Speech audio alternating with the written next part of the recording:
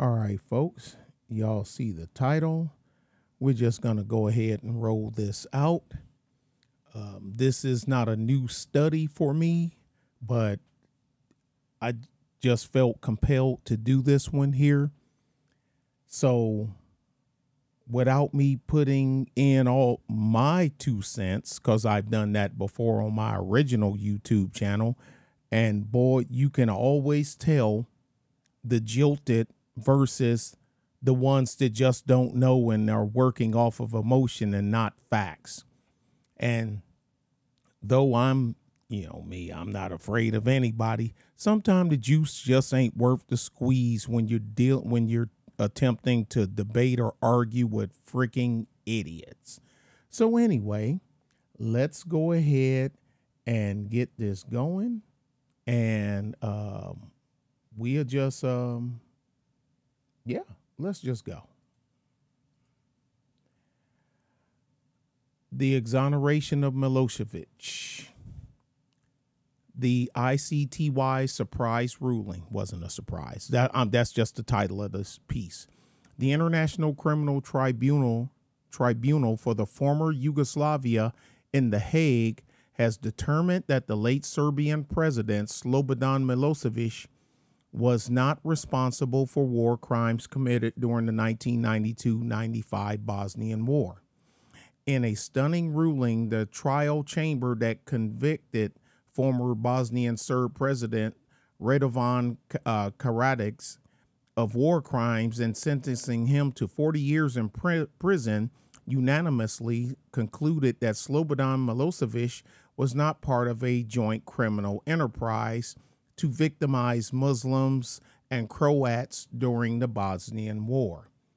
The March 24th Karadzic judgment states that the chamber is not satisfied that there was sufficient evidence presented in the case to find that Slobodan Milosevic agreed with the common plan to permanently remove Bosnian Muslims and Bosnian Croats from Bosnian Serb claimed territory. The Karadzic trial chamber found that the relationship between Milosevic and the accused had deteriorated beginning in 1992. By 1994, they no longer agreed on a course of action to be taken.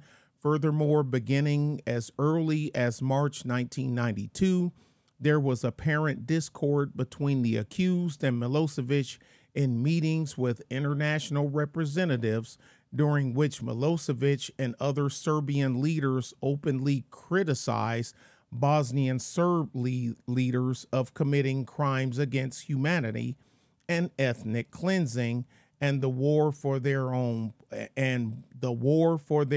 purposes. This all gives rise to a well-founded suspicion that the powerful geopolitical interests would rather Milosevic die before the end of his trial than to see him acquitted and have their vicious lies exposed. The U.S. State Department cables leaked to WikiLeaks confirmed that the tribunal did discuss Milosevic's medical condition and his medical records with U.S. Embassy personnel in The Hague without his consent. They clearly didn't care about medical confidentiality laws when they were blabbing about his medical records to the American Embassy. It's an unsatisfying outcome that Milosevic has been quietly vindicated for the most serious crimes that he was accused of some 10 years after his death. At a minimum, financial compensation should now be paid to his widow and his children, and reparations should be paid to Serbia by the Western governments who sought to punish Serbia in order to hold Milosevic, quote, accountable, close quote, for crimes that their own tribunal now admits he wasn't responsible for and was, in fact, trying to stop.